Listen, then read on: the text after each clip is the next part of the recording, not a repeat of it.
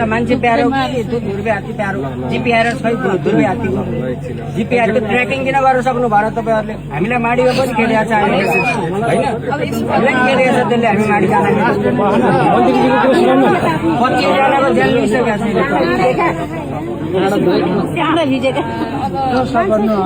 राति 12 बजे हात्ती आएको रहेछ 11 बजे अब रातको समयमा लगभग मध्यरात मान्छे सुतिसकेको अवस्थामा हात्ती आएको रहेछ। हात्तीको आक्रमणमा चाहिँ यहाँ गाउँवासी पर्नुभयो जसमा चाहिँ 2 जनाको मृत्यु भयो। यो हामी सबैको लागि दुःखद खबर हो।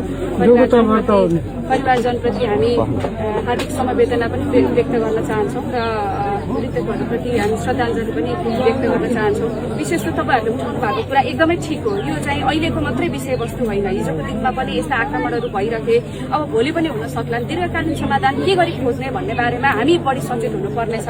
यसको लागि अब हामीले केही अध्ययन त हामी गर्दैछौँ। आउँदा आउँदै हामी यत्रा देशभरि भएका राष्ट्रिय निकुञ्ज वन्यजन्तुको आक्रमणमा परेर मानव र वन्यजन्तु बिचको जुन द्वन्द्व छ यो चाहिँ वर्षौंदेखिको समस्या भएको कारणले समाधान गर्नको लागि उपयुक्त समाधान के हुन्छ भनेर हामी हेर्न त हेर्दै नै छौँ। अहिले तत्कालको लागि चाहिँ वार्डन साहब पनि के हुनुहुन्छ, यो प्रविधियुक्त हाम्रा के छन् वन्यजन्तुहरूलाई नियन्त्रण गर्ने अथवा ट्र्याकिङ गर्ने त्यो मेकानिजममा चाहिँ तपाईँहरूले रात दिन नभनिकन काम गर्नु पर्यो। बरु कर्मचारीको अभाव समाधान त गर्नु पर्यो। त्यसमा चाहिँ तपाईँहरूले हामीलाई अपडेट गराउनुहोस्, त्यसमा हामी समन्वय गर्छौँ। फुल कोअपरेसन हुन्छ, तर 24 आवर चाहिँ सर्भिलेन्समा हुनु पर्यो। जनावरहरू जुन चाहिँ आइडेन्टिफाई भइसकेका छ, जस्तो ध्रुवे हात्ती लगायतका यस्ता हात्ती अथवा अरू चाहिँ जनावरहरू जुन चाहिँ रिपिटेडली आइराखेका छ भन्ने कुरा आइडेन्टिफाई भएको छ भने त्यसलाई चाहिँ ट्रेस गर्न पर्छ।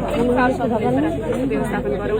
अर्को दीर्घकालीन समाधानको लागि उहाँहरूको चाहिँ अब वासस्थान पनि हामीलाई एकदमै अब यहाँ आउँदाखेरि हात्तीले त एकचोटि हाम्रैमा भत्किने खालको चाहिँ उहाँहरूको घर संरचनाहरू रहेछ होइन। उहाँको घर त अब राष्ट्रिय निकुञ्जको तर्फबाट पनि अलिकति हुन्छ।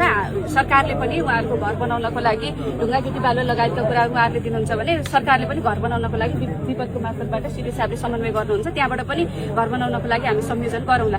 तर अब उहाँहरूको मात्रै नभएर समग्र गाउँवासीकै अब यस्तै प्रकृतिको घर छ भनेदेखि त कसरी तपाईँहरूले यहाँ सुरक्षित भएर बस्ने भन्ने विषय पनि छ। त्यस भएर हामी सरकारहरू, जनप्रतिनिधिहरू, स्थानीय तहदेखि लिएर सङ्घसम्मका सबै प्रतिनिधिहरू चाहिँ एक ठाउँमा बसेर हामीले समाधान खोज्नुपर्ने विषय पनि छ। अहिले तत्कालको लागि तपाईँहरूले अब यो शोकमा हुनुहुन्छ, हामीले धेरै भन्ने कुरा छैन। तपाईँहरूले आफ्नो ख्याल गर्नुहोस्। अब ओडाले पनि अध्यक्षज्यूले पनि भन्नुभएको छ तपाईँहरूलाई अहिले तत्कालको लागि चाहिँ क्लबहरूको व्यवस्थापन हुन्छ भनेर। अब तुरन्त घर पनि तुरन्तै यसको प्रक्रिया सुरु भइहाल्छ। सिडी साहबले यहाँ मुचुल्काहरू गरेर पठाइसकेपछि माथि केन्द्रीय विभागमा पठाउनुहुन्छ, त्यहाँबाट तुरन्तै भइहाल्छ।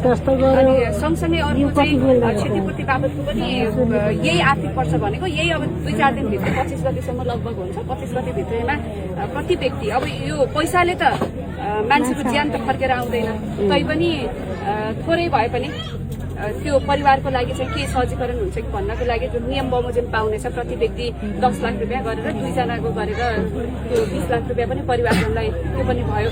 लगायत अरू विषयमा चाहिँ तपाईँहरू एकदम सचेत हुनु पर्यो। जनावरहरूलाई चाहिँ नि अब हामीले जोगाउन पनि पर्छ, मान्छे पनि जोगिन पर्छ। यो उपयुक्त बाटो के गरी खोज्ने भन्ने ठाउँमा हामी एक ठाउँमा हुनुपर्छ। तपाईँहरूसँग अहिले अब तत्कालको लागि भेटघाट गर्न पनि आयो। यो ठाउँ कस्तो छ भन्ने पनि आफ्नो आँखाले देखेर जानु पर्यो। यी विषय समाधान गर्नको लागि हामी एक ठाउँमा हुनुपर्छ। तपाईँहरूलाई मैले यति नै राखेँ। अरू हामी सरकारवालाहरू चाहिँ एकचोटि ठाउँमा बसेर छलफल गरौँ है। यो यहाँ अब आएर यस्तै तरिकाले यता सुन्नु, यो परिवारलाई माडीदेखि खेदेको रहेछ। अन्तै लैजाउँ क्या त्यो हात्तीले त्यो तरिकाले यस्तो गऱ्यो भने त्यो ढुङ्गे हात्तीलाई हेलेर बाँध्नु।